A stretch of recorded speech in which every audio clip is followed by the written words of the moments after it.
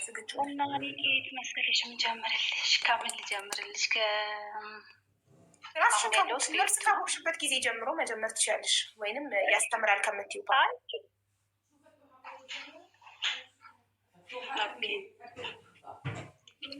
አሁን ቤይሩት ነው ያለሁት። ከዚህ በፊት ከ5 ዓመት በፊት እዚህ ነበርኩኝ ለ4 ዓመት ከ4 ወር ምናምን ድረስ እና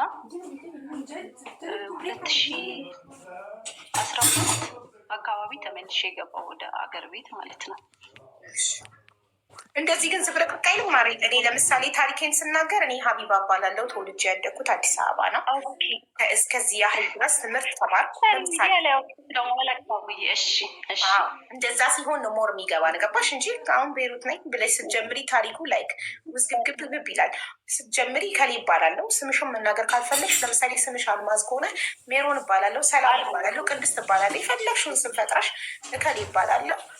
ተወልጄ ያደግኩት እንዲህ ቦታ ነው። ቦታውን ማሳብ ከፈለሽ ቦታውን ቀይረሽ ተወልጄ ያደግኩኝ። ከዛ እስከዚህ ድረስ ተማርኩ። ከዛ ወደ አረብ ሀገር የሄድሽበትን ምክንያት ምናምን ጀመረሽ ነው ይረዝምሻል ብዬ ነው እንደኔ ትናገሪም። እኔ አሁን ለምሳሌ ቀይ ቀሚስ ለብሼ አልጫወት በልቻ አላልኩም። የሚረዝመው እንደዛ ዝባዝንኬ ሲገባ ነው።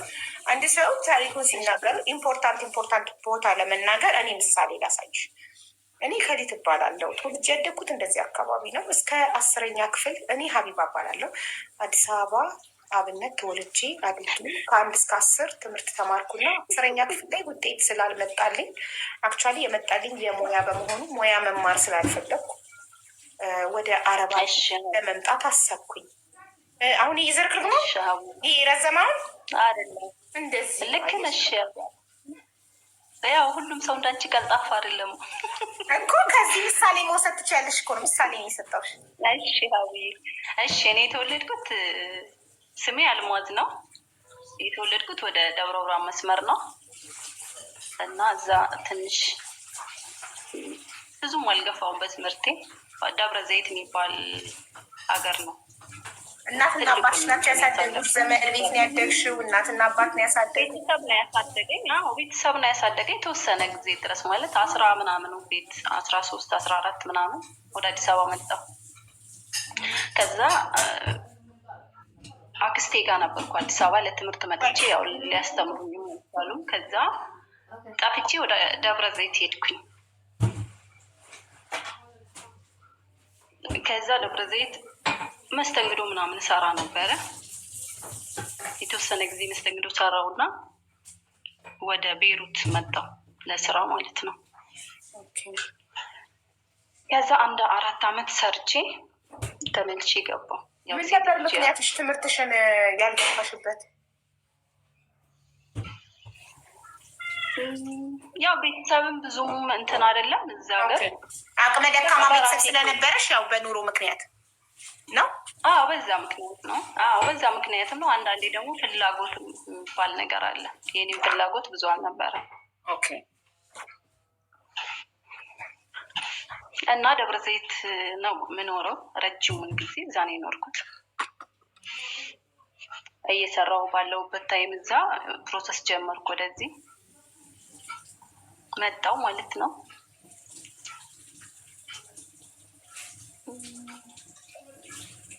ወደ አረባ ወደ ቤይሩት መጣሽ? እሱ ጋር ነው ያቆምነው። ወደ ቤይሩት መጣሁ። ወደ ቤይሩት ነው የመጣው። ሰራው። ጥሩ ሰዎች ናቸው። 4 ዓመት ሰራው እነሱ ጋር 4 ዓመት ከምናምን ሰራው። እየሰራሽ ገንዘብሽን ለማን ነበር የምትልኪው? እኔ ለእናቴ አግዛለሁ እንጂ በራሴ አካውንት ነበር ማስቀምጠው።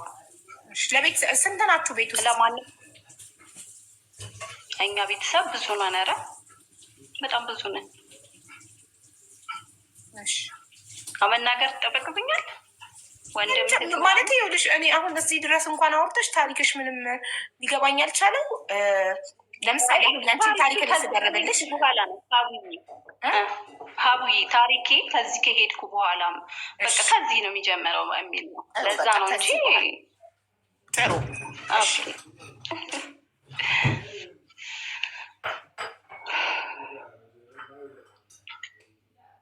ከዛ ገባው። ያው ሴት ልጅ ህይወት ያስፈልጋታል። ያው ልጅ ምናምን ያስፈልጋል። ገባውኝ 4 ዓመት ቤይሩት ላይ ሰርተሽ 4 ዓመት ቤይሩት ላይ ሰርተሽ ወደ ኢትዮጵያ ገባሽ። ምን ያህል ገንዘብ ያዝሽ? በ4 ዓመት ውስጥ ምን ያህል ገንዘብ በራስሽ አካውንት አስቀመጥሽ? 300 ምናምን አግዢ ቆይቷል እኮ አሁን አይደለም፣ በአሁኑ ስላልሆነ ትንሽ ነው በጣም ያኔ ገባኝ እኮ ምንም ችግር የለውም። የዛሬ 20 ዓመት ቢሆን 4 ዓመት ኮንትራት ቤት ቤይሩት ላይ ሰራሁኝ፣ እናቴን አግዝ ነበረ። በተረፈ ደግሞ የቀረውን ገንዘብ በአካውንቴ ያስቀምጥ ነበር። ከ4 ዓመት በኋላ ከቤይሩት ገባሁና ህይወት ለመመስረት አሰብኩ አይደል? ህይወት ለመመስረት ስታስቢ ከህይወት አጋርሽ ጋር እንዴት እንደተዋወቃችሁ መንገር አለብሽ። እሺ ሀዊ፣ ያው ለእናቴ ቤት አድሻለሁ እንጂ እንደዚህ አልባሌ ቦታ ላይ እንዲህ ገንዘብ እንትን ምናምን አላረኩም። ለራሴ ነው ያስቀመጥኩት። ያው ይበቃኛል የሚባል ነገር የለም። በእርግጥ ግን በቃ በቂ ነው ለዚህ ነገር ይበቃል ብዬ ያልኩትን ይዤ የገባው ማለት ነው። ከዛ ያው ኢትዮጵያ ስገቢ ስራ የምትጀምሪው ነገር በጣም ነው ግራ የሚያጋባሽ። ወይ ከዚህ አቅደሽ ካልሄድሽ ምናምን እና እንደዚህ ዝም ብዬ እንትን ካመል ብዬ የሆነ ፑል ታውቂያለሽ? ፑል ማጫወት አውቃለሁ። እና እሱን አንድ ገዛው እና የሰራው እዛ ይመጣ ነበር። አንቺ ፑል ቤት ከፍተሽ ከቤይሩት ገብተሽ ፑል ቤት ከፍተሽ ፑል ማጫወት ጀመርሽ። እሱ ከስተመር ነበር፣ ፑል ለመጫወት ይመጣ ነበር። ይመጣ ነበር እና ከዛ በዛ ተዋወቅን። ስልክ ምናምን ጠየቀኝ ምናምን ተቀያየርን ስልክ። ያው እያወራን እያለን አልቆየንም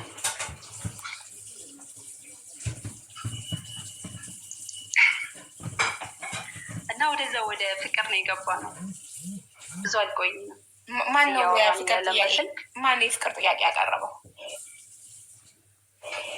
ንጉስ ይባላል እኮ ስሙን አይደለም። አንቺ ነሽ የፍቅር ጥያቄ ያቀረብሽለት። ከስተመር ነው። አንቺ ፑል ቤት ከፍተሽ ከአረብ ሀገር ገብተሽ ፑል ታጫወቻለሽ። እሹ ፑል በመጣ ሰዓት ያው ከስተመር ስለሆነ ቋሚ ከስተመር ሲሆን ቁጥር ተቀያየራችሁ፣ መደዋወል ጀመራችሁ። ከዛ ማን የፍቅር ጥያቄ ጥያቄ ያቀረበው? እሱ ነው ወይስ አንቺ ነሽ? እሱ ነው። ያው መጀመሪያ እሱ ነው የጠየቀኝ። ያው እኔም ፈቃደኛ ነበር። ምኑ ነበር ቁመናው? መልኩ ያምራል፣ ባህሪው ምኑ ነበር ይሳበሽ? ሁሉ ነገሩ ጥሩ ነው። አህዊ ሁሉ ነገሩ ያምራል፣ ደስ ይላል። አሁን የምር ሁሉ ነገሩ ጸባይ፣ እንዲሁም ከእኔ በላይ በጣም ጥሩ ልጅ ነው። ሳይ ጸባይን መልክ የሚያገደው ደስ ይላል። እሺ በጣም እውነት በጣም ጥሩ ልጅ ነው እና ያው እንትን እያልን እያወራን አልቆየንም። እውነት ለመጫወት በቃ እሱም እንደ ፊልድ ነው የመጣው። ልበላት ወደ ላይ እያለኝ ሀና እንደ እስኪ ትንሽ ዳቦ ቆሎ ስጭኝ ሀና፣ ዳቦ ቆሎ ስጭኝ ፕሊስ። ደስ የማይል ስሜት እየተሰማኝ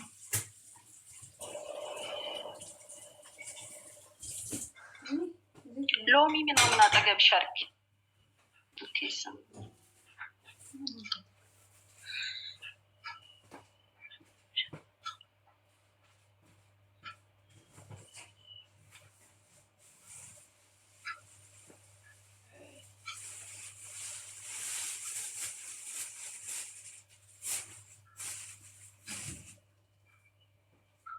እንቅርታ።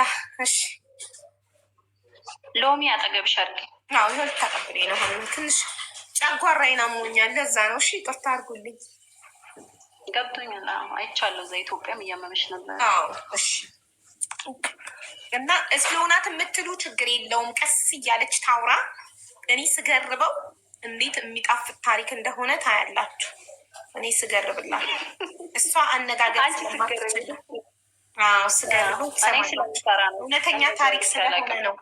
የፈጠራ ቢሆን እና ሀና ከቦርሳዬ ውስጥ ማስቲኬ ነው እንጂ እሺ፣ አጠገቤ እግዚአብሔርን የኢትዮጵያ በእናትሽ ትክክል ስለምሰራ ነው። ችግር የለም ማሪ፣ እኔ ተረድቼሻለሁ። ጋይስ ዳቦ ቆሎ እንብላ። ይቺ ማቅረቢያ አታምርም? አሁን ፋሽን ናት እንደ ድሮ። ይሄ ሙዳዩም አለኝ ግን ይሄ ፋሽን መጥቷል። አሁን በእጃቸው የሚሰሩት ጨሌ በጣም ነው የሚያምረው። ስታምር እንብላ ብያለሁ እና ያቆም ነው። ቴንኪው እንትን ፍቅር ተጀመረ። አዎ ከዛ ጠየቀሽ ለጋብቻ እና ለፍቅር ጠይቆሽ እሺ ብለሽ አብራችሁ ቀጠላችሁ። ከዛ አልቆየንም፣ ወር እራሱ አልቆየንም። እንደዚሁ እያወራን እያለን ምናምን ለምን በቃ አብረን አንሆንም፣ እኔም እንዲህ ነው ምናምን አለኝ።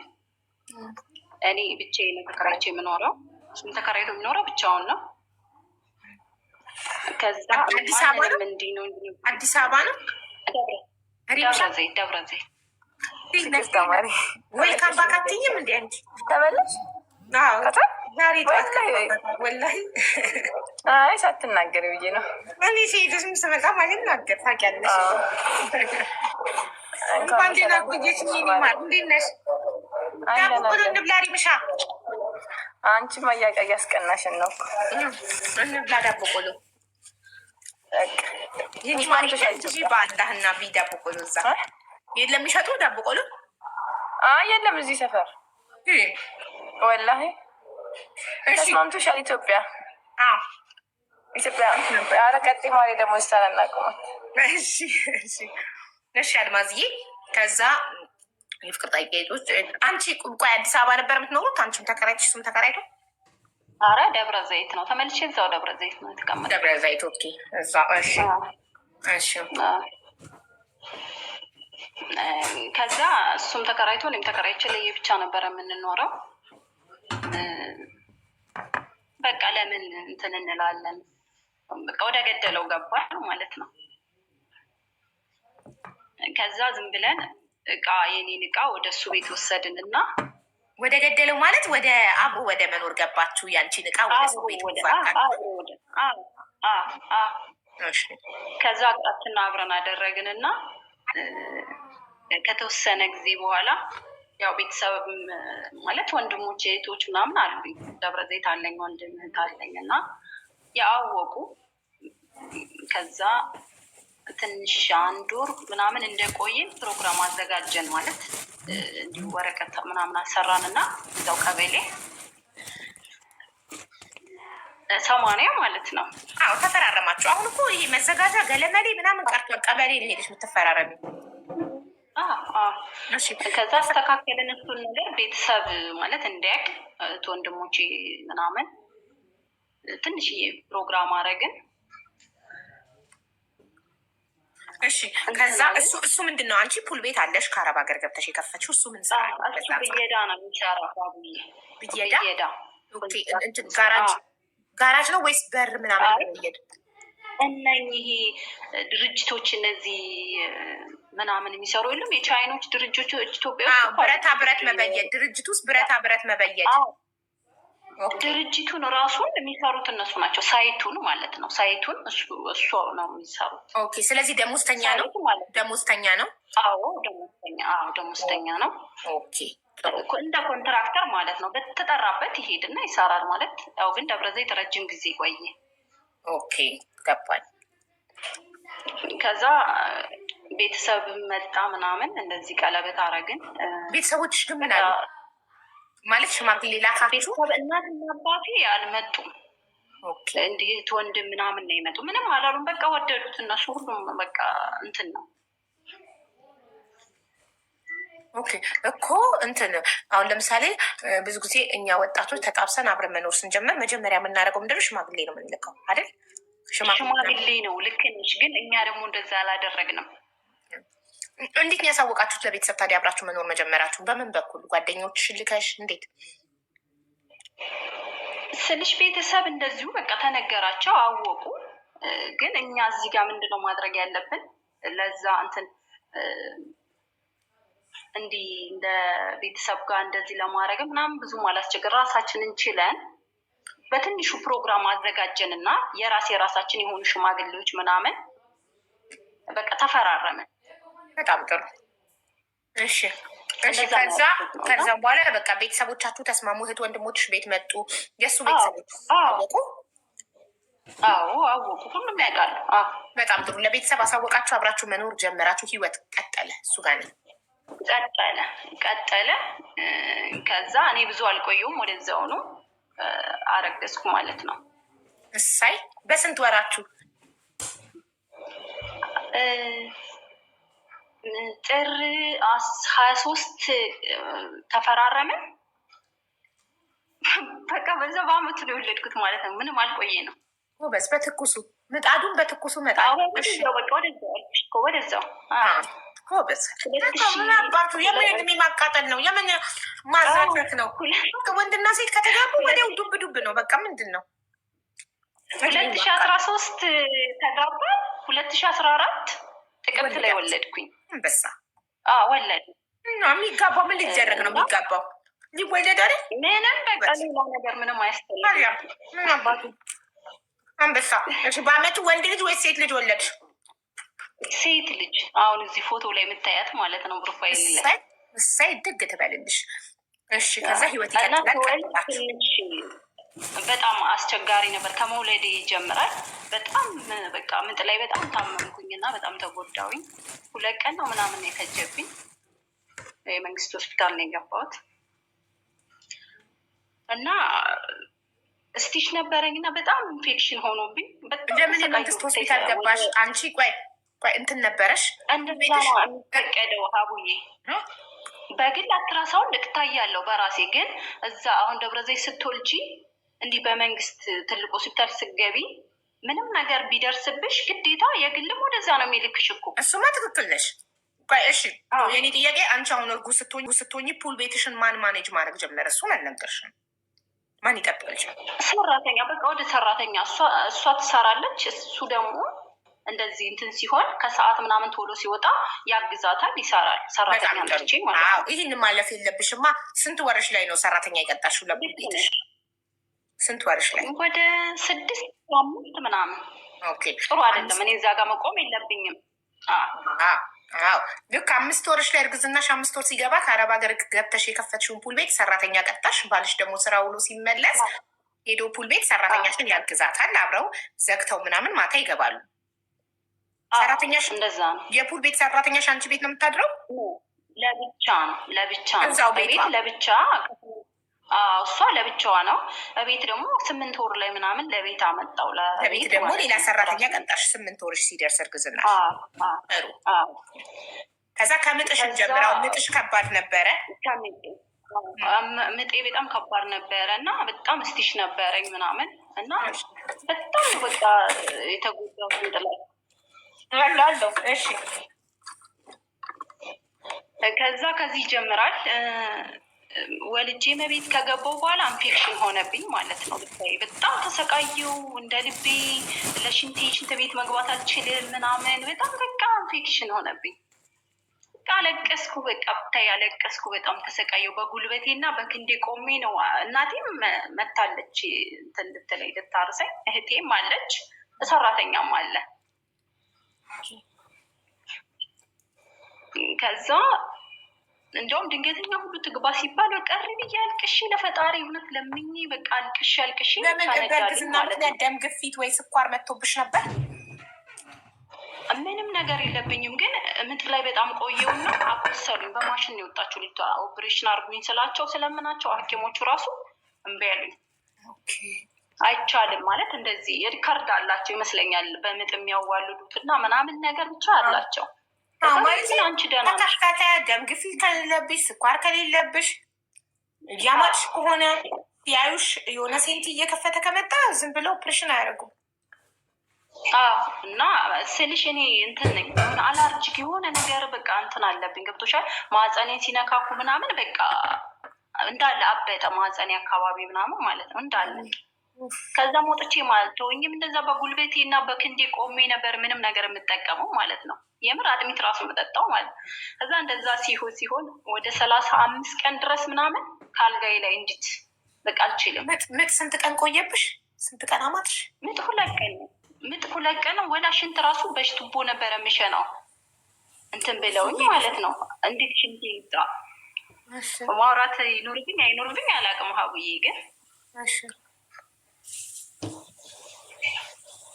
እና እንደዛ ሲሆን ኖርማል ነው። ሁሉም ሴቶች ሁላችንም ወልደናል። እዚህ ውስጥ ያለ ነው አብዛኞቻችን ኖርማል ነው።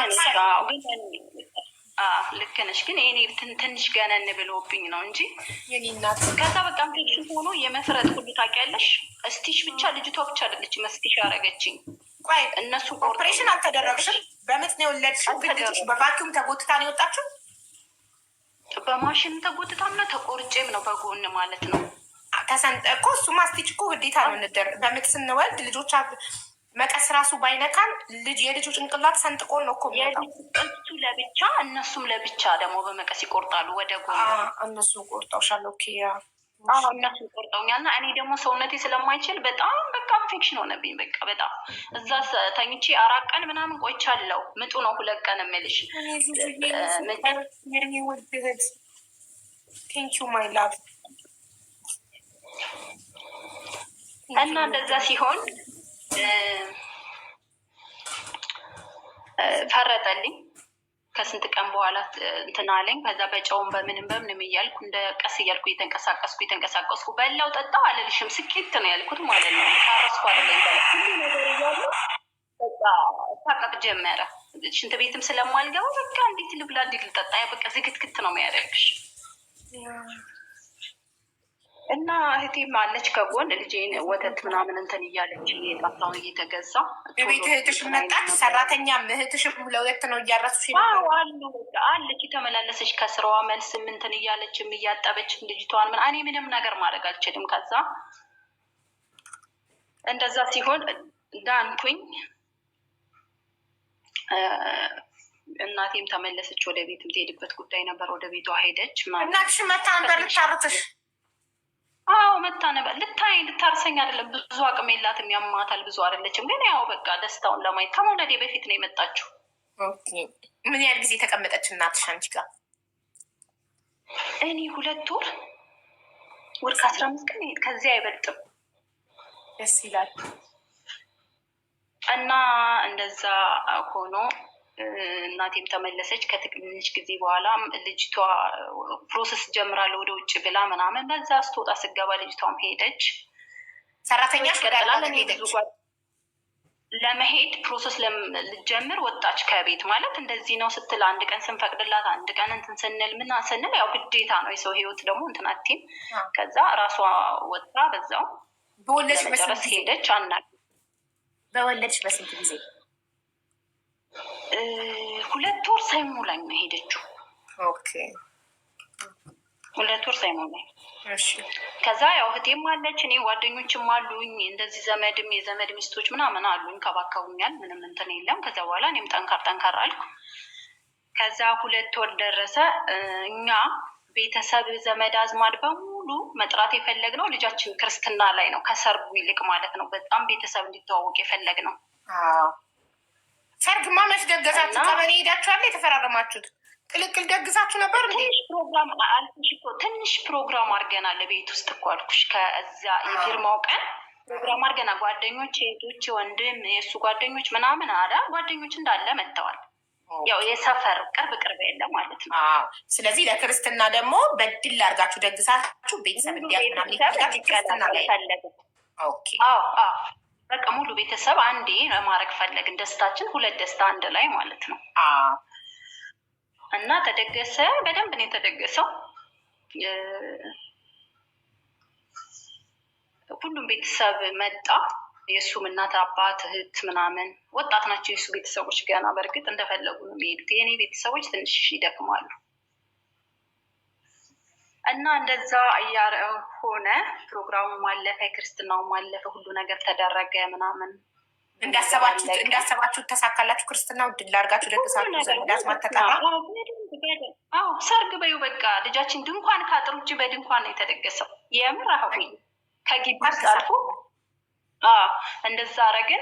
ቤተሰብ በሙሉ ተዋወቀ። በቃ ቤተ ዘመድ በሙሉ ማለት ነው። አንድም ሰው አልተውንም። በካርድ ነው። ያ ፕሮግራም አለፈ፣ ሁሉ ነገር አለፈ። ከዛ ከስንት ጊዜ በኋላ መሰለሽ ከልጄ ክርስትና ከ20 ቀን በኋላ ከደብረ ዘይት ባለቤቴ ስራ እንደምልሽ ሳይት ሴንትኔል የሚባል ነው እና እሱ እየቀነሰ ስለሆነ ድርጅት ነው የሚሰራው እንዳልኩሽ ብየዳ ዝም ብሎ የበር ምናምን ሳይሆን ድርጅት መጀመሪያ የሚቋቋም ድርጅት ነው። አይ በስክሮ ምናምን የሚታሰሩ የውጭ ብረቶች የሉም ህንዶች አይኖች የሚሰሩት እና እዛ ወደ ደብረ ብርሃን ተጠራ ማለት ነው ፊልድ። ከዛ እዛ ተጠርቶ ሄደ።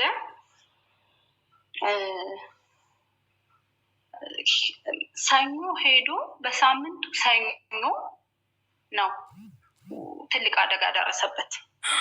የመኪና ኖ ይሄ ወደ 7 ሜትር ምናምን ነው ከላይ ነው የሚያስሩት ብይሻለሁ። ስክሮን በስክሮን እንዲህ የሚታሰር ነው ድርጅት ነው የሚያቋቁመው እንዳልኩሽ። ብየዳ ኖርማል ዝም ብሎ አይደለም። ብየዳም አለው ግን ከዛ ወረደ ወደቀ ከላይ ወደ ብዙ ነው በጣም ትልቅ ነው። ወደ ከላይ ነው መሬት ያረፈው ማለት ነው። ከታች ማለት በምን ምክንያት እኔ ምንም ሀቡዬ አንሸራቶት አዝሞት ሳት ብሎ ይሁን እግሩ ሳት ብሎ ይሁን ብቻ አላቅም ወደቀ። ኦማይ ጋድ ሶሪ። ኃይለኛ አደጋ ትንሽ አይደለም ሀቡዬ፣ በጣም ትልቅ አደጋ ማለት ነው። እና ሞተ እንዳትኝ ብቻ። ኖ አልሞተም ሀቡዬ፣ እግዚአብሔር ይመስገን። ተመስገን አምላኬ። እሺ። እና እዛ እንትን ሲል እኔ ቤት እያጸዳው ነበር ሰው አንጥቼ ምናምን ልጄን አስተኝቼ ያው እንግዲህ ልጅ ኃላፊነት አለብኝ። ሁሉ ቤቱ ይሰራል ያው በሰራተኛ እንዳልኩሽ አለ።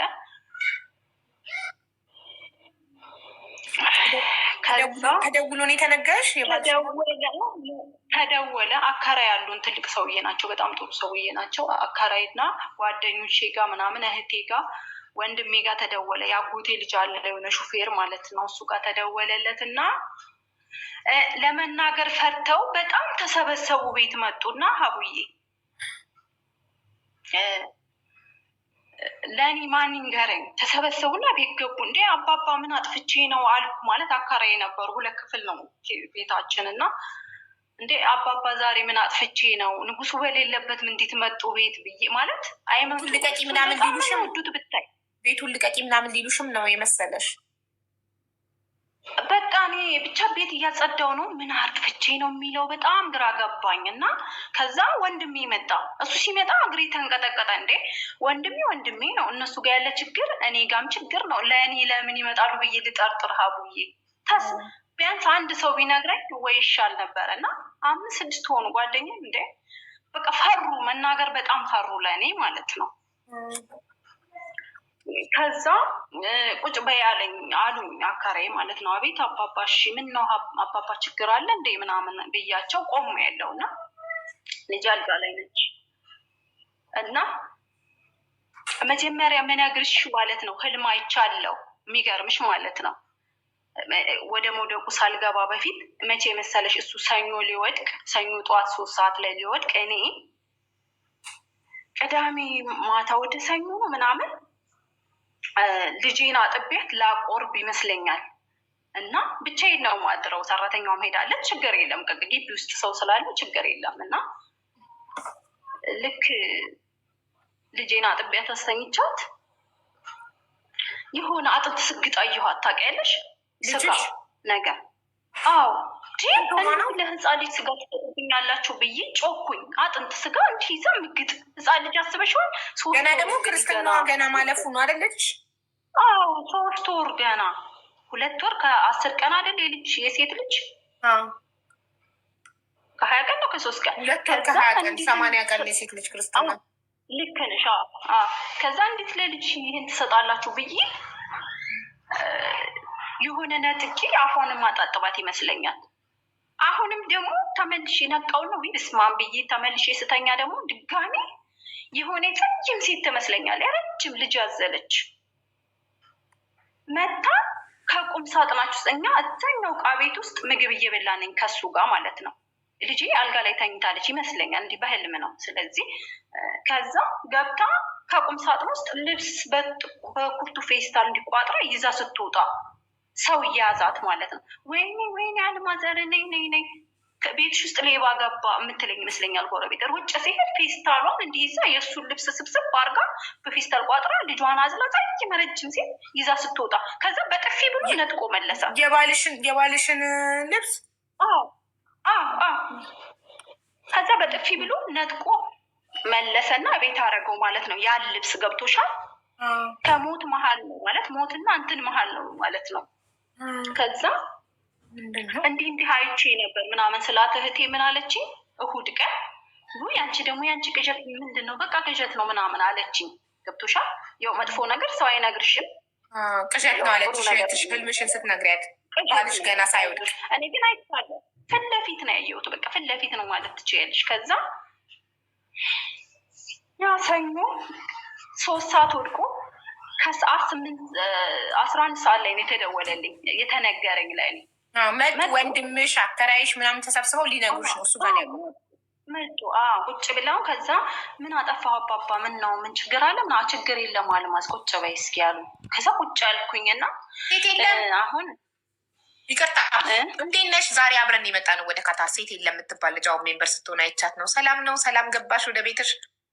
እኔ ቀድሜ ኤርፖርት ወጣ ቁጭ ብላ ነበር እዛ ውስጥ እና ማለት ነው። ግማሹ ኮመንት ላይ ምን እያለ ይጽፋል? ልብሱን ባይመለስ ኖሮ ባልሽ ይሞት ነበረ።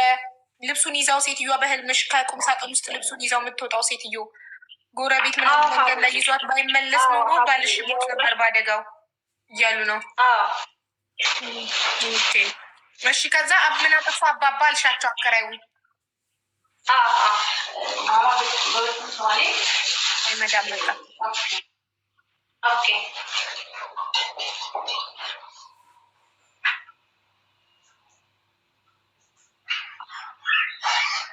የህፃኗ ልጅ አጥንት መጋጥ፣ ቆይ ህፃን ልጅ አጥንት መጋጥ ምንድን ነው?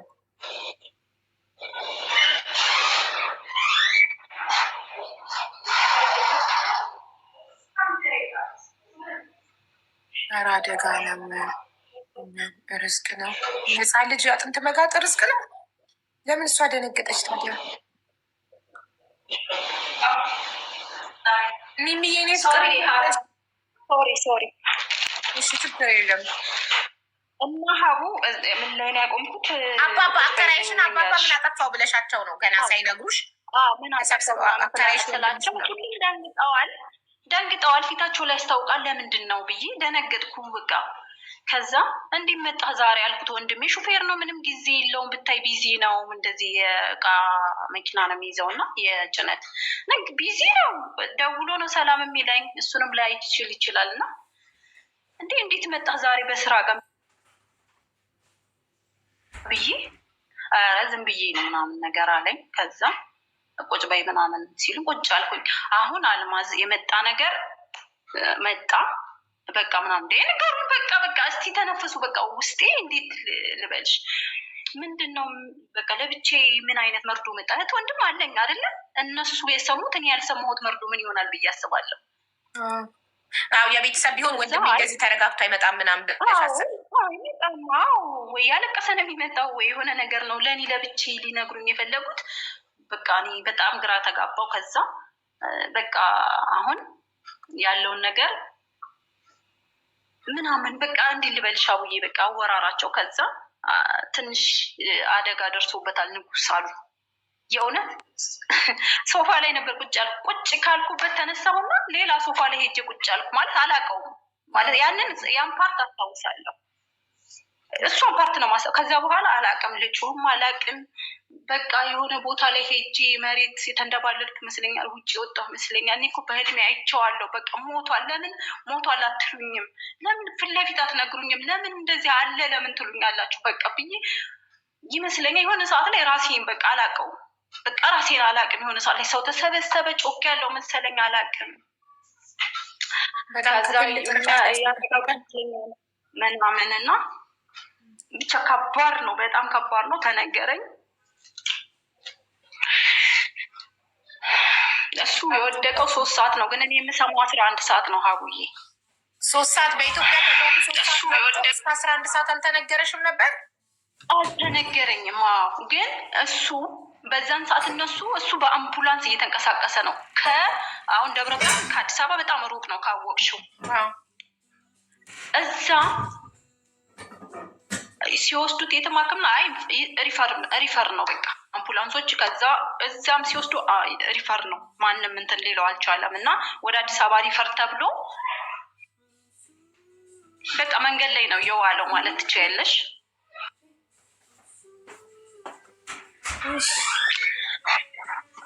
ከዛ ተነገረኝ ወንድሙ አዲስ አበባ ሹፌር ነው፣ የህዝብ መኪና ነው የሚይዘው እና ሹፌር ነው። በቃ አለ በህይወት ካላመንሽ ሰው ጋር እንደውልለት በቃ ይደወል ምናምን ይሉኛል። የለም በቃ እንደሌለ ነው የማውቀው፣ እንደሞተ ነገር ነው በቃ ያስረዱኝ። ለምን ደህና እውነት ትንሽ አደጋ ከሆነ እናንተ ለምን ተሰበሰባችሁ? በቃ ይሄ ነው በቃ። በኋላ ወደ ቤተሰብ ስለተሰበሰበ ባይሞት ኖሮ ለአደጋ እንደዚህ ተሰብስባ አይነግሩኝም። ስለዚህ ሞቷል ብቻ ነው በቃ ውስጤ በቃ በጣም ደንግጫለሁ፣ አልቻልኩም። በኋላ ላይ ነው ምናምን እንደገና እያረጋጉኝ ምናምን ስልክ ይደወል በቃ ከፈለሽ ድምፁ መሳ እንኳን አይደለም የሱን ድምፅ ልሰማ ያን የሚያክል አደጋ ደርሶበት። ከዛ ወንድሙ እንዲሄድ ማለት ወንድሙ እንዲነገረው ተደረገ። ቤተሰቦቹ ጋር ተደውሏል፣ ለቤተሰቦቹ ሰምተዋል ምናምን። መጀመሪያ ከኔ በፊት ነው የሰሙት ቤተሰቦቹ። እኔም ፈሩኝ በቃ በጣም እህቴ በጣም ደንግጣ ተንከራተተች። ከቤት ወጣች፣ አብራኝ ነበር። ከቤት ወጣ ሌላ ቦታ ነው የምታወራው፣ እኔ ፊት አታወራ። ስልክ ራሱ ሲደወልላት ከመነገሬ በፊት እኔ ግን አልተረጋጋችም። ገና ወልዳችሁ ልጃችሁ ክርስትና መነሳቷ ነው። ኦፍኮርስ በጣም ያስጨንቃል። አዎ በጣም ከባድ ነው። ከዛ መጣ ምን ይመጣል አዲስ አበባ አምቡላንስ አመጣው አዲስ አበባ ድረስ። በቃ ከአንዱ ሐኪም ወደ አንዱ ሐኪም ሲያሳዩ ሌላ ቦታ ውሰድ እንዲመረጥ ምናምን ሲባል ያ ባለ ድርጅቱ ልጅ ደግሞ እኔ ስለማላቅ ነው ዘመድ ነው ልጁ። እኔ በኋላ ነው የማውቀው ይሄ ድርጅት የሚያቋቁመው ልጅ ለቤተሰቡና ቤተሰብ ነው የሚታወቀው። እኔ አላውቀውም። አሰሪ የባለቤትሽ አሰሪ ማለት ነው የድርጅቱ ባለቤት። ኮንትራክት ነው የሄደው። አሰሪ ቋሚ ሳይሆን ኮንትራክት ተጠርቶ ነው የሄደው። ግን ድርጅቱ ልጁ ዘመድ ነው ለእኔ።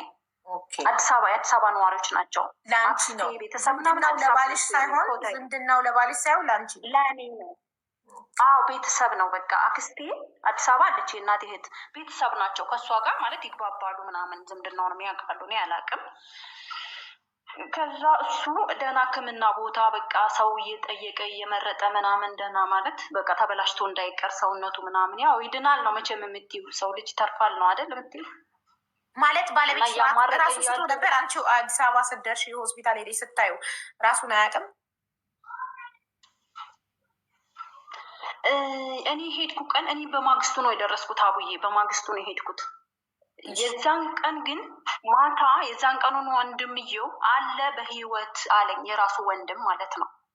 በህይወት አለ ተረጋጊ፣ በቃ አንድ ቃል እንኳን አለ ደህና ነው ይበላት፣ ወይም ደግሞ አለሁ ይበላት አሉት ወንድሜ እና እህቶቼ ማለት ቤተሰብ በቃ እዛው ተሰብስቧል፣ ጎረቤት ምናምን።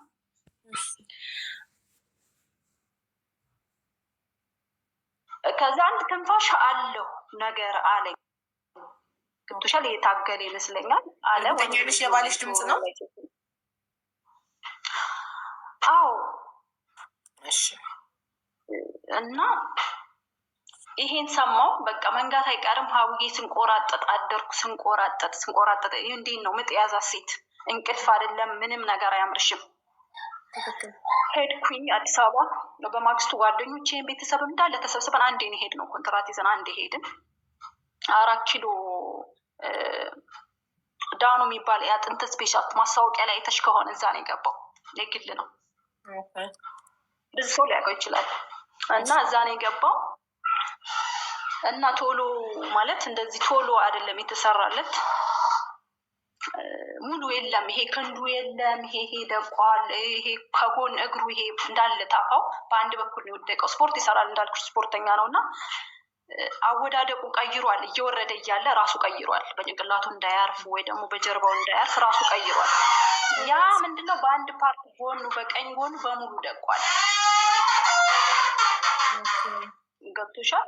ክንዱ ይሄ ቺሹሏ ክንድ እኮ አለች አይደለ? እሷ የለችም፣ ደቃለች። ይሄ ታፋው ምናምን ደቋል። ዱቄት ነው የሆነው ውስጡ፣ አጥንቱ ደቋል። እና ከዚህ በቃ እንዲህ ልበልሽ፣ እዛ ችግር ውስጥ ያለ ሰው ነው የሚያውቀው ሀቡ። በጣም በቃ በጣም በቃ በህይወቴ ትልቁ ነገር የፈተነኝ ነገር ማለት ነው። ስንት ወር ባለቤትሽ ስንት ወር ሆስፒታል ተኛ?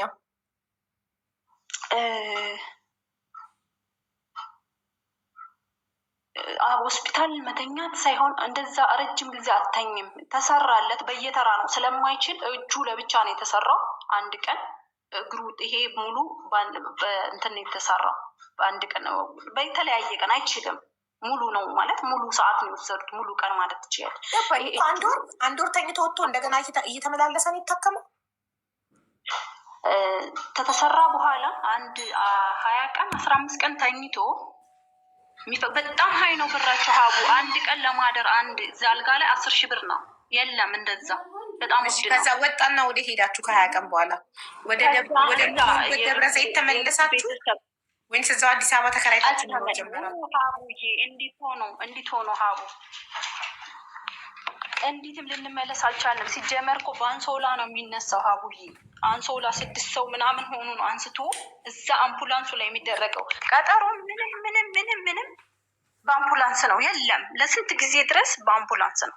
የት መኖር ጀመራችሁ? ከ20 ቀን በኋላ ከሆስፒታል ጀመር መሰለሽ? እዛው ቤት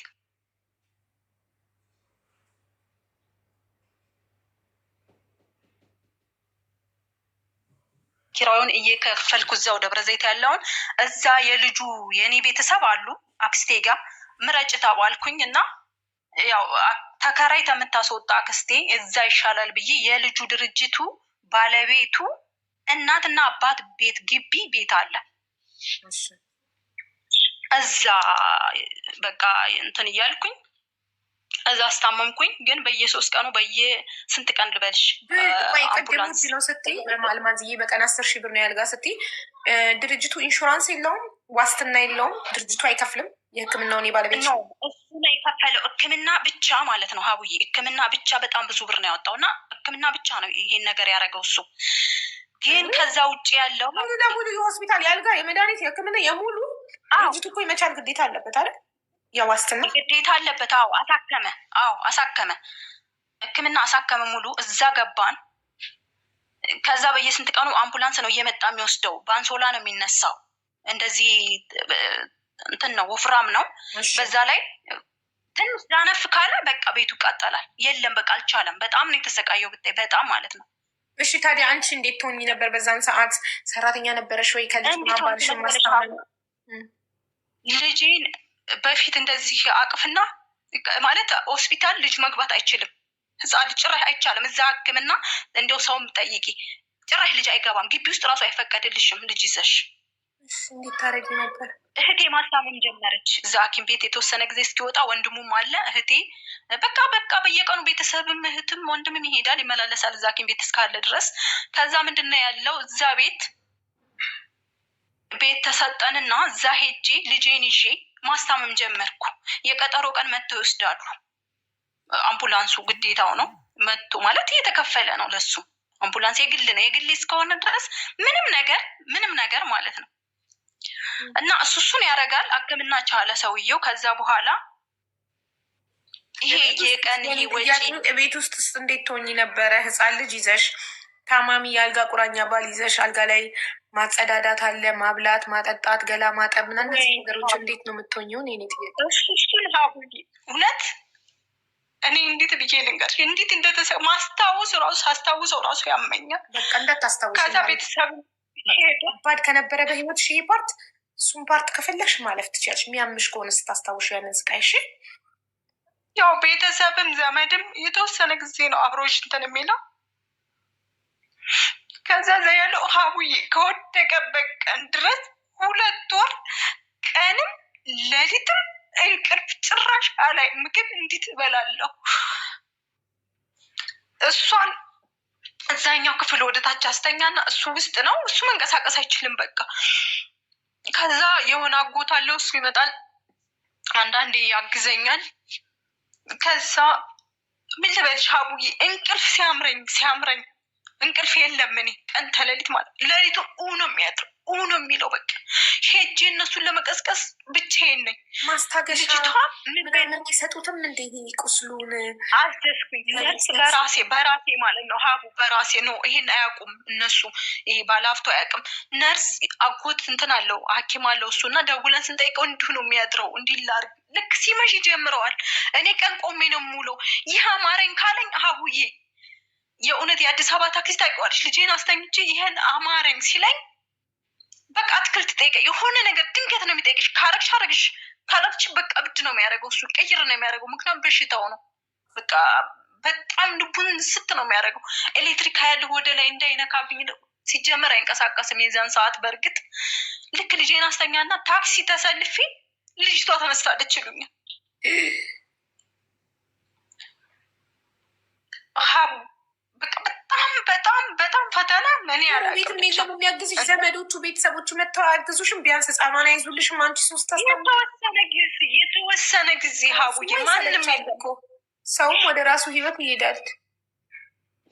ሀቡዬ እውነት እንዴ ልበልሽ፣ እኔ በቃ ደብረ ዘይት መግባት እፈልጋለሁ አልኳቸው። የሆነ ሰዓት ላይ እኔ ጓደኞቼ እዛ እየመጡ ቢያንስ ያግዙኛል እና እሱ ወፍራም ነው እንዳልኩሽ። ዳይፐር እንዴት ላርግለት ሀቡ? ዳይፐር እኔ ነኝ የምቀይረው። ወፍራም ነው እንዳልኩሽ ሰውነቱ። እሱ ምን ያርግ ማለት ያመጣበትን ነው። ግን በጣም 2 ወር ሀቡ ይመጣል አምቡላንስ። በስንት ቀን አምቡላንስ ይወስደዋል።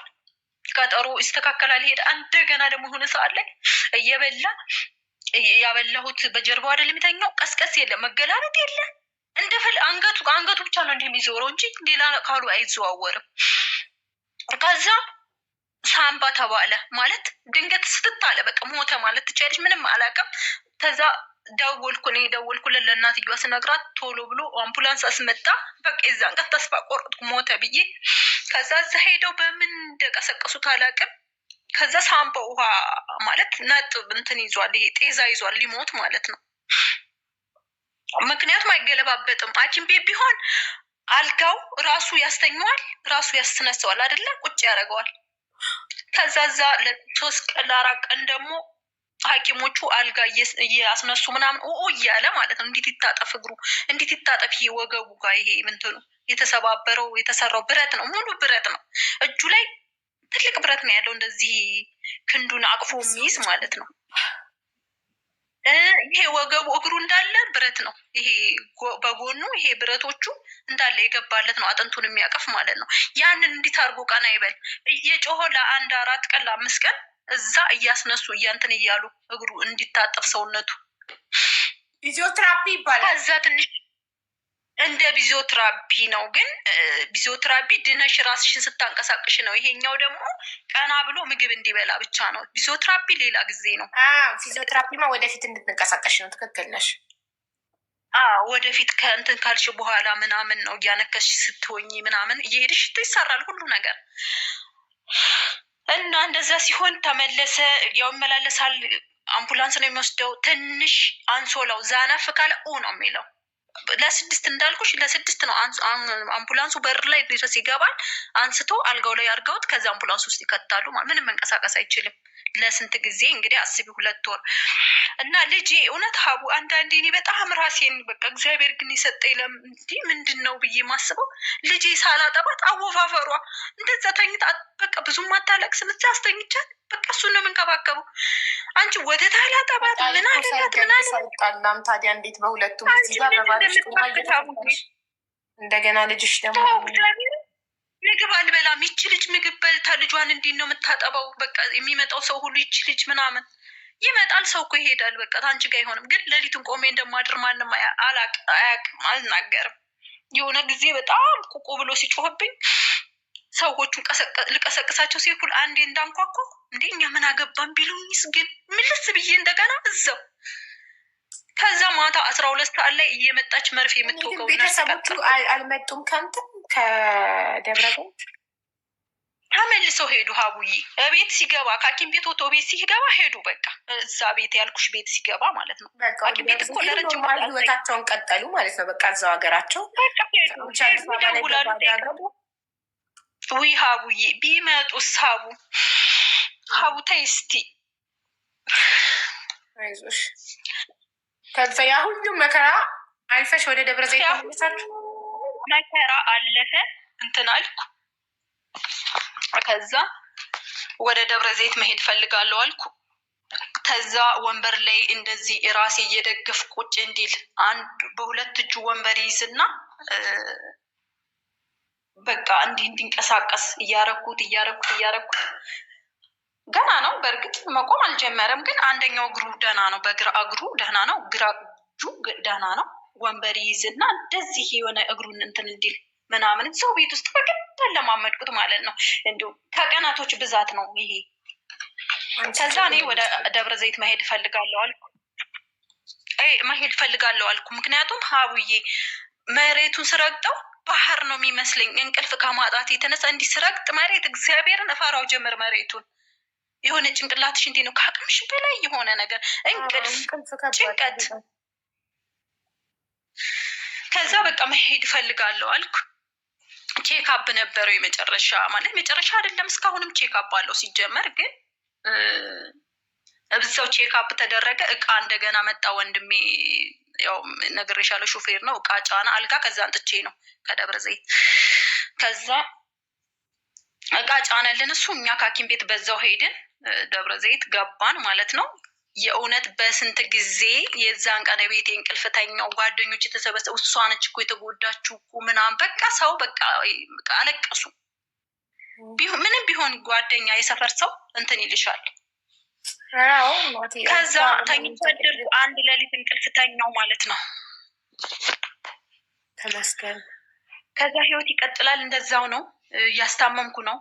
እና አጎቱ ማረሚያ ቤት ነበር፣ መጣ እንዲያግዘኝ። በቃ እሱም ማለት ብዙ አመት ታስሮ ነው የወጣው እና እኔ እያገዝኩ ምናምን ያው እንትን በቃ በራሴ ማለት ነው እንጂ ሀቡዬ ሕክምና ብቻ ነው እንዳልኩሽ። እቤት ነርስ እንደማመጣ አያውቁም። ማታ መርፌ አስወጋውና ሌሊቱን ትንሽ የተወሰነ ሌሊት ትተኛል።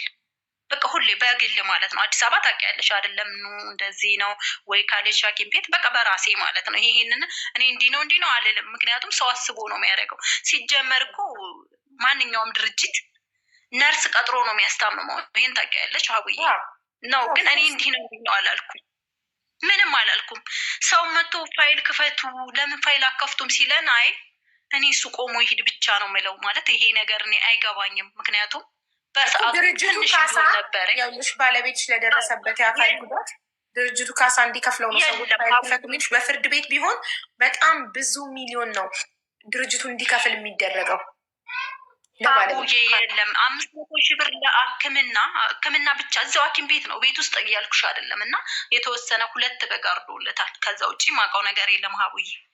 ከዛ በቃ ቀጠለ ህይወት። እኔ በቃ ብዙ ነገሮች ፑሌ ዘጋሁት። በቃ እየተከፈተ አይደለም፣ ዝም ብለሽ ነው ደግሞ ዝምከፊው ምናምን ይሉኛል አዲስ አበባ ሆኜ። በቃ ከዛ ይዘጋ አልኩኝ፣ ተዘጋ። ገባን ደብረ ዘይት። ያው ገና ነው አይሄድም እኮ። እንደዛም ሆኖ እኮ ተሸክሞ ነው ሽንት ቤት የሚገባው እንጂ ገና ነው እኮ ደብረ ዘይትም ገብቼ ሀቡዬ። ከዛ ጎቱ መጣ፣ እሱ መሸከም ጀመረ። የሆነ እንትንም እንደ ከዘራ ምናምን እያለማመድን እንትን እያለ መንቀሳቀስ ጀመረ እዛው ቤት ውስጥ። ከነ ቀጠሮ ሲኖር እሄዳለሁ። ቀጠሮ ሀቡዬ ቀጠሮ ሄጄ ፋይል ሲከፈት እግዚአብሔር ትልቅ ብር ነው የሚያስከፍሉት። ያንን ከፍሉልኝ አያውቅም። እኔ ራሴ ነኝ ቀጠሮ የማስኬደው። ከዛ ምንድን ነው ይሄ ሰው እኮ እንደዚህ ለምን አትሉም? እኛ ብቻ ቆሞ ይሄድ ነው የምለው ሀቡዬ። በኋላ ላይ የሚመጣውን ችግር እኔ አላውቅም ነበር። ገብቶሻል? እኔ ስለ ህግ እንደዚህ ነው የማውቀው ነገር የለም። በቃ ሕክምና ነው። ከዛ ውጭ ያየሁት ነገር የለም። ከዛ ቤት ኪራይ አለ፣ እኔ ቤቴ የፑል ቤት ኪራይ አለ፣ እከፍላለሁ። ከየት? ከባንክ ቤት። እኔ ልጄን ወልጄ በትንሹ ሱቅ ከፍቼ እቀጥላለሁ፣ ልጄን አሳድጋለሁ ነው እንጂ ቁጭ ላለሁ ብዬ ቤት አስቤ አላውቅም። ገብቶሻል? ለዛም ነው ቀለል አድርጌ ፑል የገዛሁት፣ ስወልድ እንዳያስቸግረኝ ነው። ምክንያቱም መውለድ ስላለብኝ ስላቀድኩ ማለት ነው። ከዛ በቃ ያ ይወጣል። ያም የተባለው ነገር ለክፉ ቀን ብለሽ ባንክ ያስቀመጥሽውን ብር እያወጣሽ ለፑል ቤትሽ ኪራይ መክፈል ጀመርሽ። ከወለድኩ በኋላ ልጄን እያሳደግኩ የራሴ ስራ እንዲኖረኝ ብዬ ነው ያን ነገር ያስቀመጥኩት፣ በትንሹም ቢሆን ማለት ነው። መቼም ልጅ ይዘሽ ፑል ቤት አትሄጂም፣ አውቃለሁ እሱን እንደማልሰራ። ግን ለራሴ የሆነ ነገር ሱቅ ነገር ነው ያሰብኩት። ከዛ ነገሮች ተዘበራረቁ። እንደዛ ሲሆን 9 ወር አስታመምኩ ማለት ነው ሀቡዬ። 9 ወር 2 ልጅ እንዳሳደግኩ ነው እሱም ይለዋል። አሁንም ቃሉ እሱንም ይለዋል። 2 ልጅ ነው ያሳደግኩት በዳዴ ነው እሱ። እሷም በእግሯ ቆማ ስትሄድ ድክ ድክ ማለት ስትጀምር ነው እሱም በስነ ስርዓት በእግሩ መሄድ የጀመረው። ሀቡዬ በ11 ወሯ በእግሯ ሄዳለች የኔ ልጅ እና የዛን ሰዓት እሱም በእግሩ መሄድ ጀመረ ማለት ነው።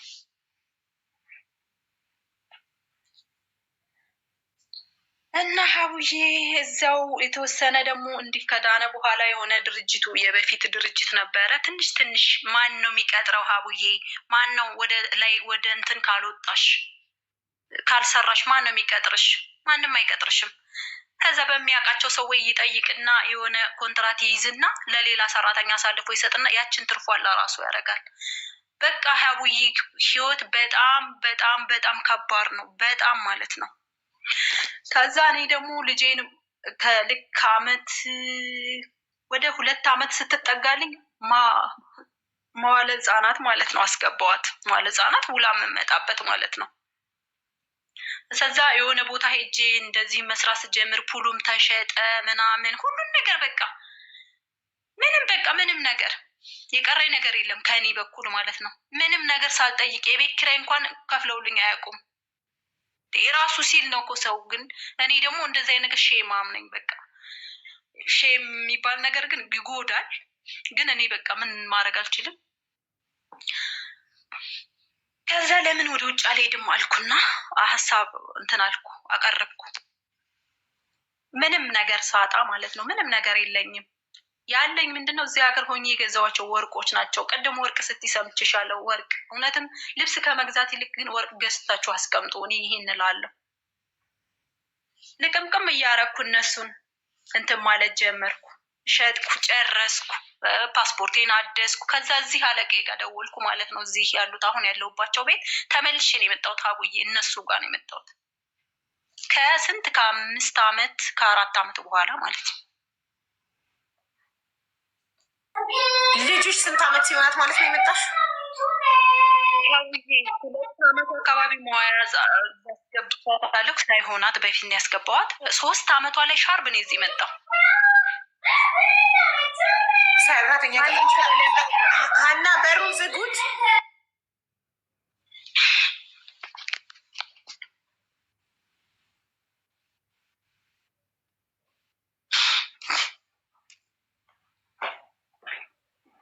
ይቅርታ የልጆች ክፍል እና እንትን ልጅሽ 2 አመት 3 አመት ሲሆናት አንቺ ወደ አረብ ሀገር ተመለሽ። ሰራተኛ ቀጥረሽ? ሀቡዬ ልነግርሽ ሰራተኛ ይኸውልሽ ተመላላሽ እኔ ለማንም መናገር አልፈለኩም። ሀቡ ቤተሰብ ማለት አስተያየት ነው የሚነግርሽ። ልጅሽን ትተሽ ስትሄጂ ምን እንዳሉኝ ታውቂያለሽ? የሆነ እኔ መናገርም አለ ብዙ ሰዎችም አሁን ተቀይመውኛል። ሳልናገር ነው የወጣሁት እኔ ከሀገር። መዋለ ህጻናት የማውልባት ሴትዮ ጥሩ ሰው ናት እና ልጄን እንግዲህ ጉለቷን እያይሽ ያው ሰራተኛ ማለት ቢሆንም ሰራተኛ ተብሎ ሁሉም ጥሩ ነው ማለት አትችይም። ምግብ በጣም ልጄን በጣም ተንከባክቤ ነው ያሳደኳት። በዚህ ስቃይ ውስጥ ሆኜ ሀቡ ለልጅ አንድ ቀን እጄን ሰጥቼ አላውቅም። የፈለገችው ሁሉ ነው የምሆንላት እና ማረገውም እና ያ ነገር ሳስበው በቃ ፕሮሰሱን ከጀመርኩ ጀምሮ ማልቀስ ጀመርኩ ማለት ነው። መሄድ እየፈለግኩ እያለቀስኩ ማለት ነው። ከዛ ስነግራት ምን አለች መሰለሽ? ሴት ልጅ እንዴት ለወንድ ልጅ ትተሽ ትሄጃለሽ ስትለኝ ያ ቃል እስካሁን ጆሮ ላይ ያቃጭልብኛል። ከዛ ለምን እናገራለሁ? ለእህቴም ለወንድሜም ለቤተሰብም አልናገርም። ምክንያቱም አስተያየት ነው የሚነግሩኝ። ስለዚህ ድጋሚ ለምን ቅስሜን ትሰብራለሁ? ጸጥ ብዬ እዚህ አለቆቼን አናገርኳቸው። መንጣት እፈልጋለሁ ወይ ደግሞ ሌላ ሀገር መሄድ ፈልጌ ነበረ ምናምን ስላቸው ብር ላኩልኝ። በጣም ጥሩ ሰዎች ናቸው ብታይ። ከዛ በፊት ሞልጄ ልጄን ፎቶ ሲያዩ ልከውልኛል። ግን ከዛ ፕሮሰሴን ጀመርኩ ማለት ነው። ከዚህ ጨረሱልኝ እነሱ። ሀቡዬ ትኬት ተቆርጦ ብዙ ነገሮችን ዘልዬ ነው እያወራሁሽ ያለሁት። አሁን ሰዓት ብዙ እንትን ያስኩብሽ መሰለኝ። ትኬት ቆርጬ ማለት ትኬት ተተነገረኝ በኋላ ሀቡ ሳምንቱ ሙሉ ነው ያለቀስኩት። ትኬቱ ሲመጣ መጀመሪያ ወድጄ ፈቅጄ ነው እንትን ያልኩት። ሀቡ አንቺ በቀደም ኢትዮጵያ ሆነሽ ባሌ ናፈቀኝ ብለሽ ስታለቅሺ አብሬ ያለቀስኩ። እኔ ግን ለልጄ ቀንም ለሊትም ነው ማለቅሰው።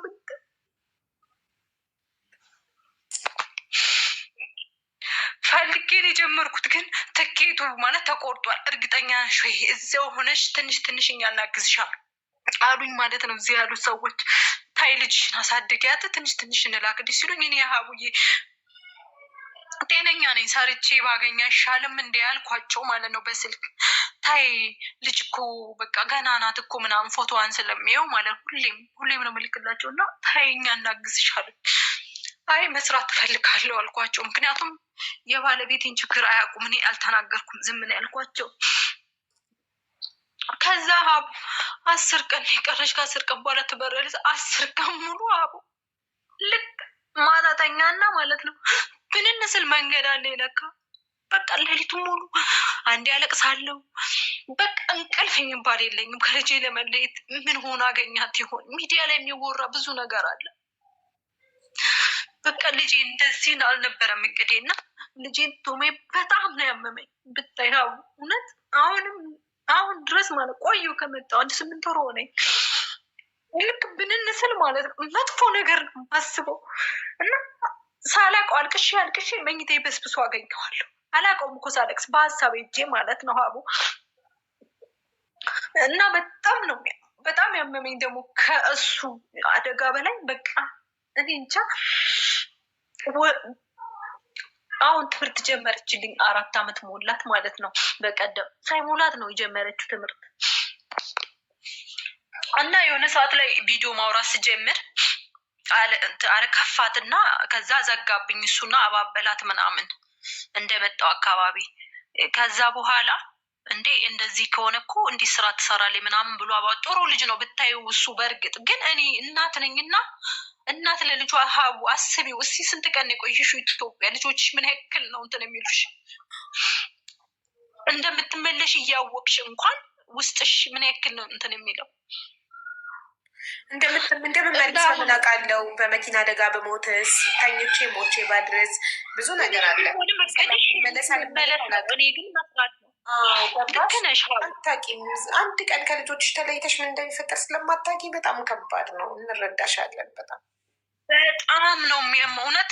እኔ ሁሉም እኮ ልጁን ትቶ ነው የተሰደደ ወይ ለእናቱ ሰጥቶ ነው። እኔ ልጅ ለማንም መስጠት አልፈልግም። እኔ ያደግኩትን እድገት እንድታርግ ስለማልፈልግ እንዲሁ ጥሬ የተጣጠሬ ሰው ተመላላች ነበረች እና ከዛ አሁን እህቴን ስራ አስቆሚያት እራሷ በቃ እንድትንከባከባት ማድረግ ጀመርኩ። ማለት ቤት እሱ እያለ ማለት ነው። እሱ በቃ ሁሉ ነገር ያደርግላታል፣ ያጥባታል፣ ሁሉ ነገር በቃ በጣም ጎበዝ ነው። በጣም ነው የምትወደው አባቷን እና ግን እናት ነኝ ሀቡዬ ውስጤ በጣም ነው የሚርገበገበው።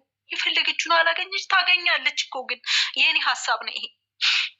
የሆነ የእናትነትሽ ሀሳብ የለም ውስጥሽ ርብትብት የሚለው በጣም ነው የሚያመው። በጣም ማለት ነው ብትደግሚ እኮ እንዲህ አትንሰፈሰፊ የሚለኛል ሰው ማለት ነው ሀቡ። ስለበዙ እኮ አይደለም ልጅ ስለበዛ ስላነሳ አይደለም። ልጅ ነው። እናት ለልጅ ያላትን ጭንቀት ማንም አይኖረውም።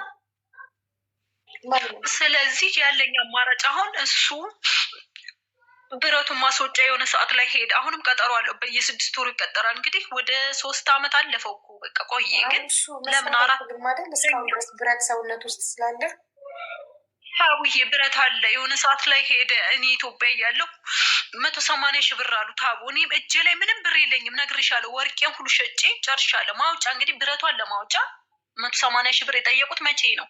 ገና ከዓመት በፊት። አሁን ደግሞ አስቢው ኑሮ የት ነው? ከኑሮ ጋር ነው የሚራመደው ማንኛውም ቦታ አይደል? ኑሮ በጣም እንትን ብሏል። ስለዚህ መሄድ የሚያሰብኩትም በዚህ ምክንያት ነው። ጠየቀው ሰውየውን ብረት እንዲህ ነው የሚወጣው ብለውኛል አለው። ከስንት ጊዜ በኋላ እንግዲህ ሲጠይቀው ብረቱ ከሚወጣልኝ ግን ለእጄ የሆነ ስራ ብሰራ ብጀምር ምናምን ብሎ ጠየቀው። እምቢ ማለት ጥሩ ነው አቡዬ። እኔ እኮ ልጄን ምን ላርጋት አለ የሆነ ሰዓት ላይ። እኔ ኢትዮጵያ እያለሁ ገና ሳልበር ልጄን ምን ላርጋት፣ እኔ የሆነ ቦታ ስራ ስሄድ ወደ ላይ ካልወጣው ማንም አይቀጥረኝም፣ ስራም እያገኘሁ አይደለም፣ እንዴት ላርግ ብሎ ጠየቀው። አይን አውጥቶ ጠየቀው ማለት ነው። እና ብረት ማውጫው እንደዚህ ያክል ብር ብለውኛል፣ እኔ ሰርቼ ማውጣት እችላለሁ፣ የሆነ ነገር ብታረግልኝ ምናምን ሲለው ይሄው ስንት ጊዜው ልጅህ ወተት ያምራታል። 5 ሺህ ብር እንኳን ለልጁ ወተት እኮ ይሰጣል አይደል ሀቡዬ? ማርያም ምንም ነገር አላለውም። ስለዚህ በማርያም ከዚህ በኋላ ምንም ነገር እንዳትጠይቅ፣ እኔ ሆንኩትን ሆኜ ሰርቼ የሆነ ነገር ላይ እንደርሳለን። እና አንዳንዴ ስራ ይፈታል፣ አንዳንዴ ስራ ያገኛል ምናምን። ቢያገኝም የዛን ያክል አይደለም። ያው ሰራተኛ ቀጥሮ አሰርቶ ነው ከዛ ላይ ትንሽ ካገኘ ነው። እና ብረቱንም ለማስወጣት ወስኜ እዚሁ መጣው። ግን ሁሌ እንደከፋኝ ነው፣ ሁሌ እንዳለቀስኩ። ለማንም አልተነፍስም፣ ለማንም አልናገርም።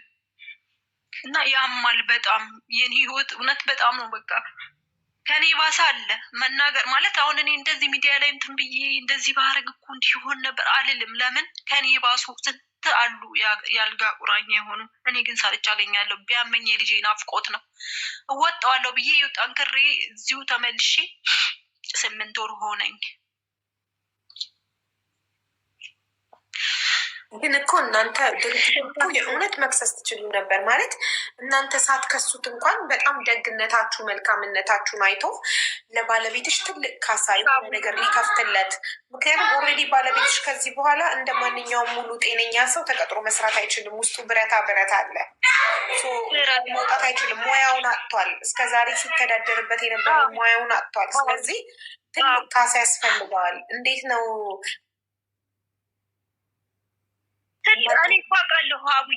እኔ እኮ ተረድቶ እራሱ ወጣት ነው ልጁ እራሱ ያረጋል። በዛ ላይ ቤተሰብ ነኝ እኔ። ክስ ቦታ አልሄድም ነው መጀመሪያ ያቀረብኩት። ሰው ጠይቆታል። እሱ ልጁን ፋይል ክፈት ብሎታል።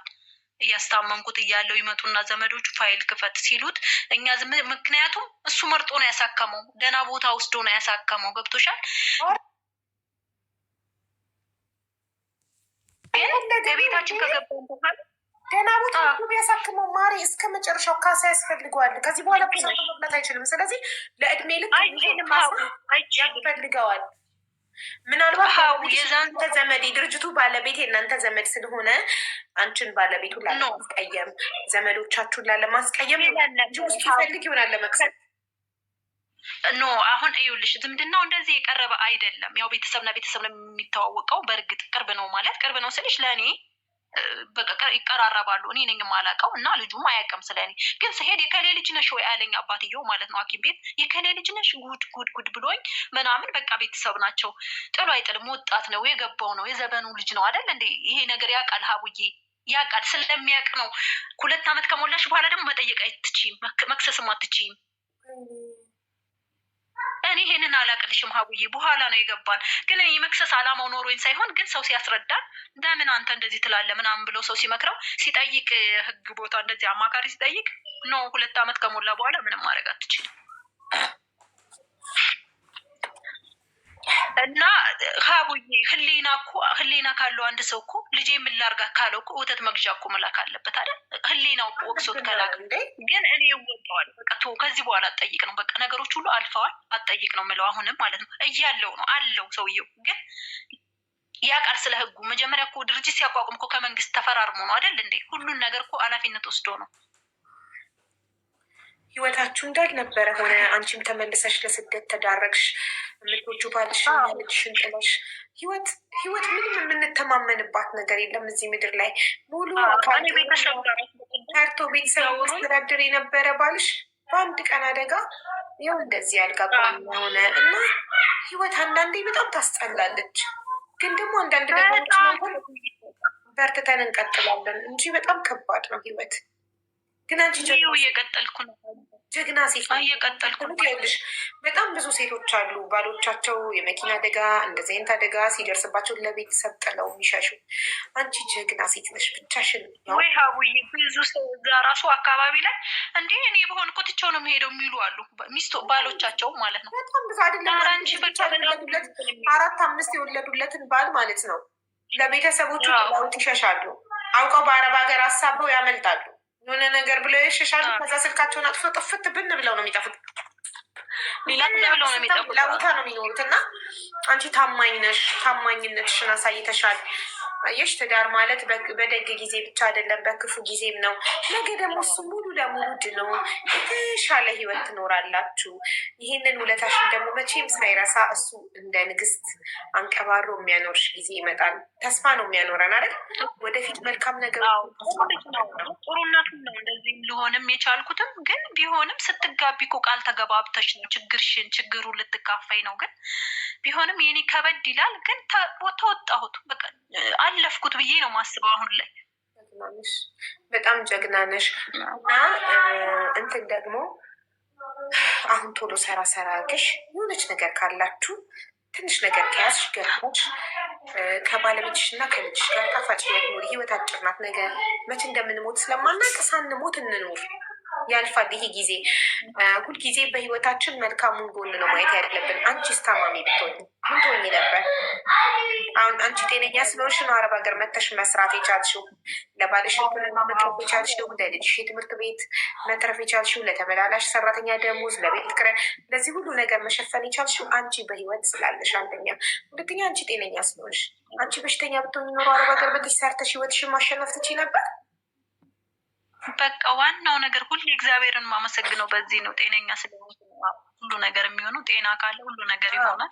እንደገና ይሄ ነገር ጤነኛ ስለሆነች ነው። ልጅሽ ታማሚ ብትሆን አካል ጉዳተኛ ወይ ኦቲዝም፣ የአእምሮ ውስንነት ያለባት ሁሌ የሰው ክትትል የእናት ክትትል የማይለያት ልጅ ብትሆን ኖሮ የወለድሽው ጥለሽ አረብ ሀገር መምጣት ትችይ ነበር። ጤነኛ ልጅ ስላለሽ ጥለሽ አረብ ሀገር መምጣት ይቻላል። ስለዚህ ሁልጊዜ በህይወታችን የጎደለልን ሳይሆን ያለንን መልካም ነገር አንድም ትሁን 9 ነገር ጎሎን አንድ ነገር ካለን ያችን አንድ ነገር አይተን ፈጣሪን አመስግነን በተስፋ ህይወታችንን መቀጠል ነው ያለብን።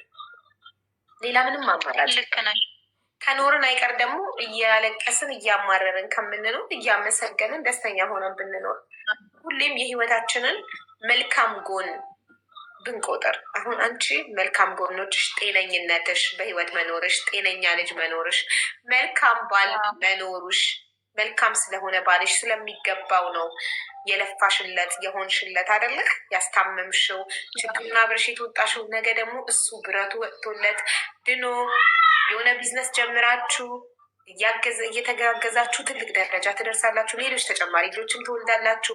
መልካም ህይወት ትኖራላችሁ። ይህንን በአይምሮሽ እየሳልሽ መጥፎ ነገሮችን አውጪ ከጭንቅላትሽ። ልጄ ላይ ከዛሬ ነገ መጥፎ ነገር ይደርሳል፣ ይሄ ሚዲያ ላይ የሚሰማው ነገር ይደርሳል የሚለውን ነገር ከአይምሮሽ አውጪ። በቻልሽው መጠን መጥፎ ነገር አትይ። መጥፎ ነገር ባየሽ ቁጥር የተቀረጸ ነው የሚመጣው። አንቺ በእምነትሽ መዝሙር እየሰማሽ እየጸለይሽ ፈጣሪ መልካም መልካሙን ብቻ እያሰብሽ መልካም ነገር ተመኙ። መልካም ሰጣችኋለሁ አይደል ያለው ፈጣሪ።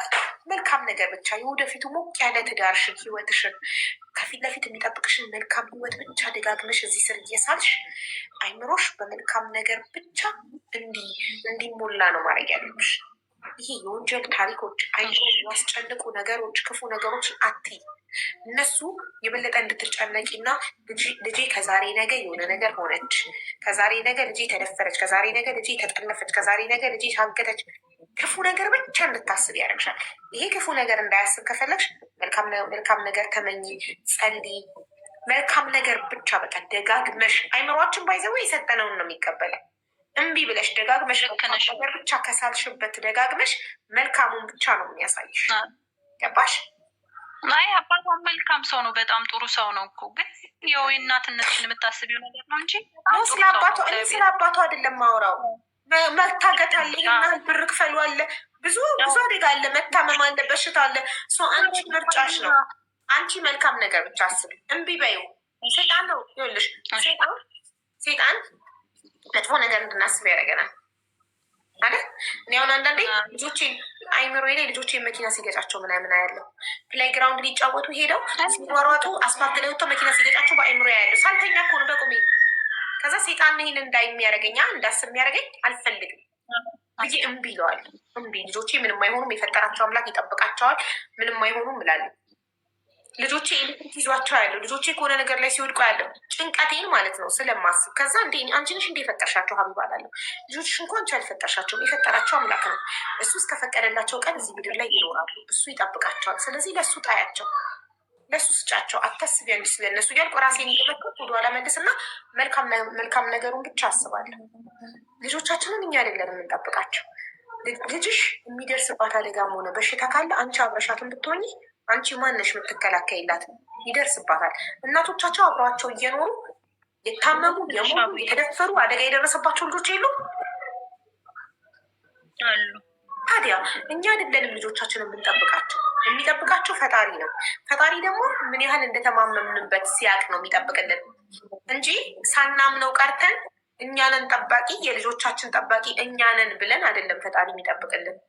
አንተን የፈጠርካቸው የምታኖራቸው አንተን አንተ ጠብቃቸው ብለን ተማምነንበት ሙሉ ለሙሉ ስንሰጠው ያመነውን አያሳፍርም ፈጣሪ።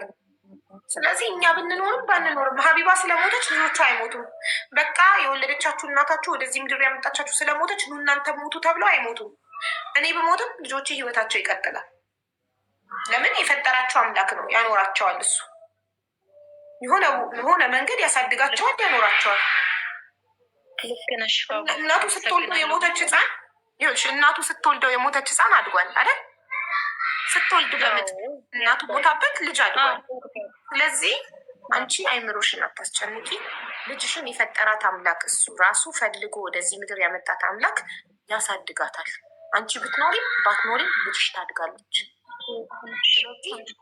በጣም በመጨነቅ በሽታ ነው እንጂ የምታመጪው ለልጅሽ ረጅም እድሜ አትኖሪላትም። የሰው ልጅ ደግሞ ዋናው ገዳይ ደግሞ ጭንቀት ነው። ጭንቀት ካንሰር ያመጣል። ጭንቀት ጨጓራ ያመጣል። ጭንቀት ደም ግፊት ያመጣል። ብዙ በሽታ ያመጣል። ስለዚህ ከጭንቀት ነፃ መሆን አለብሽ። እሺ፣ በቻልኩት መጠን ሞክራለሁ። አይደለም ታገይ፣ ግድ ነው። ሌላ አማራጭ ፈጣሪ የመኘው አምኜ ካለው አንተ ነክ የፈጠርካት አንተ ጠብቃት። ለአንተ ሰጥቼ ካለው ከዛሬ ጀምሮ እኔ ስለ ልጄ አንድ ነገር አላስብም።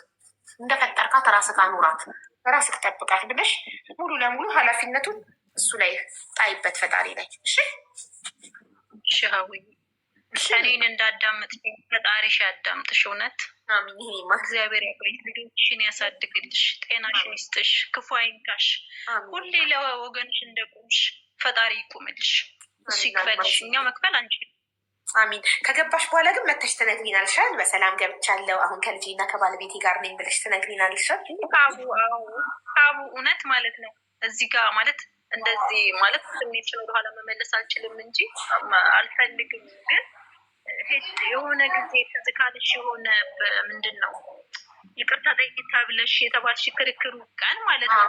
ሌሊቱ ሙሉ አልቅሻለሁ። እንቅልፍ ሳይዘኝ ነው ያደርኩት ተናድጄ ማለት ነው። ሁሌ ነው የማይሽ እኮ ግን እኔ ኮሜንት ጽፋለሁ፣ ግን የሚዲያ ሰው አይደለሁም። በእርግጥ ግን አይሻለሁ፣ ደስ ይለኛል በምታረጊው ነገር በጣም በቃ ጓደኛዬ ራሱ ማለት ነው ይህን ያክል ተበሳጭተሽ አለችኝ። ጠዋት እንቅልፍ ሳይዘኝ ነው ያደርኩት ብያት ማለት ነው። እውነት ሀውዬ ክፉ አይንካሽ፣ እግዚአብሔር ከነ ልጆችሽ እግዚአብሔር ጠብቅሽ። አሚን። እኔ እናት አደራሽን ገብተሽ ኢትዮጵያ ከገባሽ በኋላ ገስት ገብተሽ እኔ አልማዝ ነኝ አስታወሳችሁ ነው የታሪኬ እንደዚህ የነገርኳችሁ ባለቤቴ እንደዚህ አሁን ኢትዮጵያ ገብቻለሁ ከቤሩት ልጄንም በሰላም አግኝቻለሁ ባለቤቴም ደህና ነው ብለሽ መልካም ዜና እንደምትነግሪን ያለሽበት እንደምታሳውቂን እናምንሻለን። እሺ። ኧረ በስመ አብ ነው ሀዋው ከአንቺ ቤት አልጠፋም ሲጀመር። ሲቀጥል ደግሞ ከዛ ወዲህም ልንገናኝ እንችላለን ወይ ቤት ይወጣልኛል። ምን አውቃለሁ። ኢንሻአላ ያርግልሽ። እንደው ያርግልሽ ፈጣሪ። ይሄ ውጣልኩ ነው። ስለዚህ እግዚአብሔር እንትን የሚለው ነገር አይታወቅም። በጣም ነው የማመሰግነው። ልጆችሽን ያሳድግልሽ። አሚን። አልማዝዬ እና ፈጣሪ ከምቶቹ ባለቤትሽና ከምቶቹ ልጅ ጋር በሰላም ያገናኛችሁ። አሚን አሚን አሚን አሚን። አቡ አሚን። አመሰግናለሁ በጣም ሁላችሁም ያዳመጣችሁኝ። ያው እንግዲህ ጥንካሬን ነው እንትን ይመስለኛል፣ ጥንካሬን ነው የሚያስተምረው መሰለኝ አይደል? በጣም ብርታት፣ ታማኝነትን፣ ለባል ታማኝነትን ያስታያል። ገና በወጣትነትሽ ለባልሽ የከፈልሽው መስዋዕትነት፣ እንደዛ ስታስታምሚ ከቤተሰብ በላይ ከዚህ በላይ የሚያስተምር ታሪክ አለ እንዴ? ታማኝነት ደግሞ ይከፍልሻል ፈጣሪ በሚያምር ህይወት ይከፍልሻል። ወደፊት የሚያምር ህይወት ይጠብቃል። ዋጋ ነው የከፈልኩት አቡዬ። ራሴን ጥዬ በጣም ብታይ እንደዛ የመሰልኩ ብዙ ሰው ነው ማለት ብዙ ዋጋ ነው የከፈልኩት። እሱ በቃ ምንም ልነግርሽ እንትናል ይከፈልሻል። ከፈጣሪ ጠብቂ። ሀቢባ ምን አለች በይ፣ ወደፊት ያማረ የሰመረ ህይወት ይጠብቅሻል ከባለቤት። አሜን። አሜን። አመሰግናለሁ በጣም በቃ አመሰግናለሁ። ሁላችሁንም ያዳመጣችሁኝ ሁላችሁንም ማለት ነው። እናትኛ እናመሰግናለን። በኋላ ገርብላችኋለሁ ውዶቼ። ዙዙ ማናት? የገንዘብ እርዳታ ከሆነ አልችልም። የገንዘብ እርዳታ ካልሆነ እራሷ ዙዙ ድምፅ የምትሆኗት የገንዘብ እርዳታ አይደለም ብላ ትጻፍና አስገባታለሁ። ማርትዬ እንዴት ነሽ? እንዴት ነሽ አቡዬ? የለት መክሊል የለ ካልፈለገ በሁለት ሰው ስምምነት ነው። ባል በቃ ካለማ በቃ ነው። ከኢትዮጵያ ምትሽ አንድ ሰው ብቻ ፈልጎ አይሆንም። ባል በቃ 2 ልጅ ይበቃናል ካለ ፈረንጆች ደግሞ እኮ እንደኛ እኮ ልጅ አይወዱም። ብዙ ማለት ብዙ አይፈልጉም። ትንሽ ወልደው በደንብ አቀማቅለው ማሳደግ ነው የሚፈልጉት። በደንብ እነዚህ ያጨማልቃቸዋል፣ በደንብ ያጨማልቃቸዋል። በቃ የፈለጉትን ነገር አድርገውላቸው 2 ልጅ በደንብ አሞላቀው ማሳደግ ነው የሚፈልጉት እንጂ እንደኛ እንዳበሻ ብዙ ልጅ አይወዱም እነሱ። ልጅ ማብዛት እንኳን ግን ለማንኛውም ለቤት ሻበቃ ሻቡዬ። ግን እንትን ስትይ ሰማው ሻቡ ጃንዋሪ ላይ ሄዳለሁ። ለጥምቀት ከመች እስከ መች እኔ እንጂ አላውቀውም። ባልየው ነው የሚወስነው። ኦኬ ለማንኛውም መቼም ዋትሳፕ ላይ እግዚአብሔር ረዳኛ እንገናኛለን። ዋትሳፕ ላይ ወይ ልይሽ እንጂ በላሽ እንደው ሳምል አርግን ዋትሳፕ ላይ የኔ ፍቅር ዋትሳፕ ላይ ቀኑን ምን ሁሉ ነገር እናወራለንማ። እሺ እኔማ እሺ ሊውድ ብቻ ወይ ካምልልሽ ነው የገባሁት። አልሐምዱሊላህ እንዴት ናችሁ? ተንቀጠቀጥኩኝ። ሱብሃንአላህ ቅድም የጀመርኩት መጽሐፍ እና የገንዘብ እርዳታ አይደለም ብለን ጽፈሻል ማሪ? አይደለም ማውዘፍ ያለው። እሺ እኔ ፍቅር እና አልማዝ እንትኗን እስክጨርስ ነበር ታሪኳን እስክጨርስ ብትገቢም ወረፋ ነበር የምጠብቂው። ችግር የለውም።